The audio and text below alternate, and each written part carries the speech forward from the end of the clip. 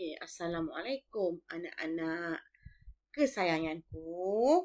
So, hari ini cikgu nak terangkan secara teori dulu. Macam mana kita nak buktikan faktor-faktor yang mempengaruhi pertumbuhan mikroorganisma. Dia ada eksperimen lah. Setiap faktor tu sebenarnya kita akan buat eksperimen. Tapi bila cikgu tengok dalam buku SPS ni, dia gabungkan terus. Tak apalah, terus kita bincangkan pasal buku SPS ni. Okey. Okey, yang pertama. Kaji pernyataan di bawah, kemudian bulatkan jawapan yang betul. Okey, dia ada eksperimen ni. Okey, yang dibagi dekat sini guna piring Petri. So, kalau guna piring Petri, ini piring Petri, dia akan masukkan agar-agar nutrien. Okey, agar-agar nutrien tu sebagai nutrien dia lah. Sebagai nutrien. Mesti kena masuk agar-agar nutrien. Lepas dia masukkan agar-agar nutrien, mestilah ada bakteria ni lah. Dia masuk bakteria. Sebagai wakil kepada mikroorganisma yang lain. Dia masukkan bakteria. So, agar-agar nutrien, dia masukkan bakteria. Dia akan ujilah. Kalau kita nak uji kehadiran cahaya, dia letak satu dekat bawah cahaya, satu dekat tempat gelap. Kalau dia nak uji pH, satu diletakkan asid, satu diletakkan alkali, satu diletakkan air kosong sebagai neutral lah, sebagai kawalan untuk neutral. Kalau dia nak uji pasal kehadiran nutrien ni, dia satu dia letak nutrien, satu dia tak letak nutrien. Kalau dia nak uji tentang suhu, satu dia letak dalam peti sejuk, satu diletakkan biarkan dalam suhu bilik, satu lagi mungkin dia letakkan dalam incubator nak kawal kepanasan. So, dia akan uji ni bendanya basicnya sama. Diletakkan bakteria, diletakkan makan, kalau tak nak uji nutrien, diletakkan makanan, diletakkan faktor-faktor yang lain lah. Okey, sebagai contoh kalau dia letakkan kelembapan. Kalau kelembapan, dia letakkan satu adalah agar-agar nutrien kering, yang tak ada air. Lepas tu dia letakkan bakteria. So, dia dah dapati memang tak ada. Dia akan dapat macam ni. Macam ni keputusan dia akan dapat macam ni. Okey, yang ini. Yang pertama ni dia kata, ini maksudnya sedikit atau tiada koloni bakteria. So, maksudnya bakteria tu tak bertumbuh. So, maksudnya faktor-faktor tadi tak memenuhi lah. Kalau kita nak uji kelembapan, maksudnya alga ni kita gunakan agar-agar yang kering. Tak ada air langsung, tak ada kelembapan. So, dia dapati tak ada bakteria atau sedikit saja koloni bakteria yang tumbuh. Kalau yang ni kita letakkan agar-agar yang lembap, ada air, ada airnya. So, kita dapati banyak koloni bakteria. So, kadang-kadang dia uji guna agar-agar nutrien. Ada satu lagi dia akan letak guna tabung uji diletakkan bubur nutrien. Kita panggil sebagai bubur. Tapi dia dalam bentuk liquid lah. Cecair. So, ini bubur nutrien. So, bubur nutrien ni, hasil dia akan dapat keruh atau tak keruh. Bubur ni warna jernih. Tapi bila ada bakteria membiak, dia akan keruh atau tidak keruh lah. Kalau untuk yang ni, dia akan jadi tak keruh. Kalau untuk yang ni, dia akan jadi keruh. So, maksudnya kehadiran bakteria tu menunjukkan bubur tu keruh. Tapi dalam situasi piring Petri ni, dia akan nampak tompok-tompok berwarna putih. Tompok-tompok berwarna putih tu mewakili banyaknya koloni bakteria. So, kita tengok yang hasil dia. Boleh tak kita tengok hasil dia? Okey, kita sekarang ni kita nak uji nutrien dengan kelembapan. Dia letak nutrien yang tak ada air, kering. Dia ada nutrien tapi tak ada air. So, dia kata sini, jika tiada nutrien dan tiada kelembapan, ini hasil dia lah. Koloni dia tak banyak. Ataupun sedikit saja koloni bakteria yang membiak. Tapi kalau dia nutrien dan kelembapan air ada, ini hasil dia. Banyak koloni bakteria. Banyak koloni bakteria. Kalau cahaya pula, kalau kita nak uji cahaya, bila cahayanya terang, ada cahaya, kita letak bawah tengah matahari, ada kehadiran mataharinya, kita dapati koloni bakterianya pun sedikit. Even tiada langsung kita nampak pertumbuhan koloni bakteria. Tetapi untuk cahaya, kita letakkan dalam bilik gelap, kita dapati koloni bakteria yang tumbuh banyak. So, banyak koloni bakteria. Menunjukkan tempat gelap ni memang bakteria suka. Okey, yang seterusnya adalah suhu. Bila kita letak suhu 0 darjah Celsius, kita letak suhu 70 darjah Celsius, kita dapati hasil dia tiada koloni bakteria.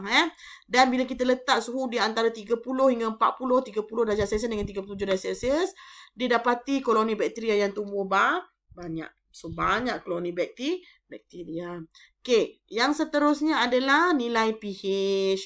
So, pH 1 dengan pH 14. 1 adalah berasid, 14 beralkali. So, kita dapati tak ada koloni bakteria yang tumbuh. Untuk nilai pH 7, neutral, kita dapati hasilnya menunjukkan bahawa banyak koloni bakteria. So, maksudnya bakteria suka memerlukan pH neutral sebagai medium untuk dia membiak. So, ini sebelah faktor yang dia perlukan. Ini sebelah kalau kondisi atau keadaan yang tidak sesuai untuk pertumbuhan bakteria. Okay, sekarang kita cuba tengok soalan struktur dia. Soalan struktur dia, muka surat. Okay, muka surat. Okay, muka surat ni. Okay, soalan dia adalah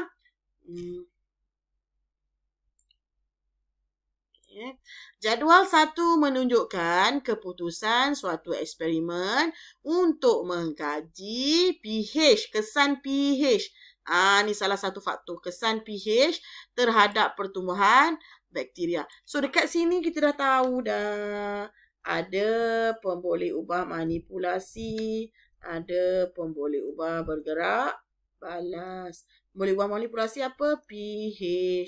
Faktor dia lah. Pemboleh bergerak balas adalah pertumbuhan bakteria. Okay. So, dia bagi satu keputusan. Dia dapati ada tabung uji A, B dan C. Nilai pH-nya kurang daripada 7. Maksudnya dia berasid. Dia dapati, ini dia guna bubur. Dia guna bubur. Maksud dia guna bubur, dia letak dalam tabung uji. Ada bubur lah, ada bubur nutrien. Kita panggil sebagai bubur nutrien. Bubur nutrien, kita letakkan bakteria, ada bubur. Ada bakteria. Kita letaklah asid ke, alkali ke, atau kita letak air. Air sebagai pH neutral lah. Kita letak air. Kita dapati, kita tengok sini keputusan dia bagi sini. Apabila nilai pH ataupun kita letakkan asid, kita dapati bubur nutrien tu kurang keruh. Keruh sikit je. Keruh sikit sangat. So, B, bila kita letakkan air ataupun dia neutral, kita dapati hasil dia adalah sangat keruh. Ataupun ini PB dia, kekeruhan bubur nutrien ni atau PB dia ya. So, C lebih daripada 7, maka ia beralkali. Kita dapati ia pun kurang keruh. So, cikgu dah cakap tadi, kekeruhan tu menunjukkan pembiakan ataupun pertumbuhan mikroorganisma. So, yang paling keruh, yang paling banyak pembiakan mikroorganisma ya. Okey, kita dah lengkapkan jadual. Kita tengok soalan B. Nyatakan pemboleh ubah yang terlibat. Okey, pemboleh ubah ni manipulasi, nilai pH. Cikgu dah cakap tadi nilai pH. Pemboleh ubah bergerak balas sama ada kekeruhan bubur nutrien atau pertumbuhan bakteria. Sama ada dua-dua. Kekeruhan bubur nutrien ni pemboleh ubah bergerak balas yang kita nampak hasil daripada eksperimen. Pertumbuhan bakteria ni di sebalik kekeruhan bubur nutrien ya. Itu adalah pemboleh ubah bergerak balas. Pemboleh ubah dimalarkan. Kita tambah sikit. Dimalarkan. Kita boleh ambil isi padu lah. Isi padu apa? Isi padu apa-apa. Kalau cikgu ambil isi padu bubur boleh. Isi padu bubur boleh. Isi padu bakteria pun boleh, semua boleh. Tapi melibatkan mesti ada kat sini parameter dia apa. Jangan letak jenis, tak bagus. Isi padu letak isi padu. Okey, nyatakan hipotesis bagi eksperimen ini. Kalau cikgu guna jika maka, cikgu lebih suka guna jika maka. Awak guna jika maka, cikgu padam yang ni awak guna jika maka. Okey, apa dia? Jika format dia adalah jika PM, maka PB. Ini format nak jawab soalan hipotesis. Okay, jika PM maka PB. Apa PM dia? Jika nilai pH apa-apa-apa. Contoh sinilah. Jika nilai pH 7. Nilai pH 7. Maka bubur nutrien ataupun kekeruhan bubur nutrien. Kekeruhan bubur nutrien sangat keruh. Ini senang juga nampak. Keruh. Ataupun kalau nak guna pertumbuhan bakteria pun boleh. Jika nilai pH 7, maka pertumbuhan bakteria lebih aktif. Boleh juga. Okay, So, berdasarkan eksperimen ini, nyatakan definisi secara operasi bagi pertumbuhan bakteria. Cikgu bagi siap-siap ya dia punya format ya. Nanti cikgu akan tanya kat awak.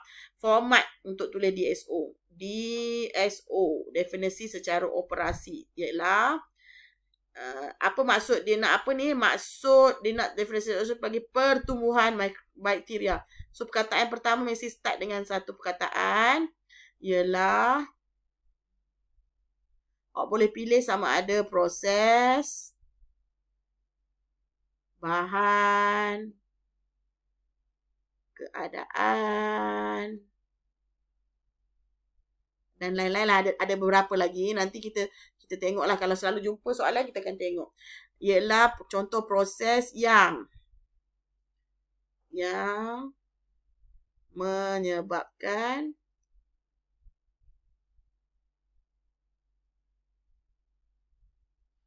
PB yang dilihat. PB dilihat.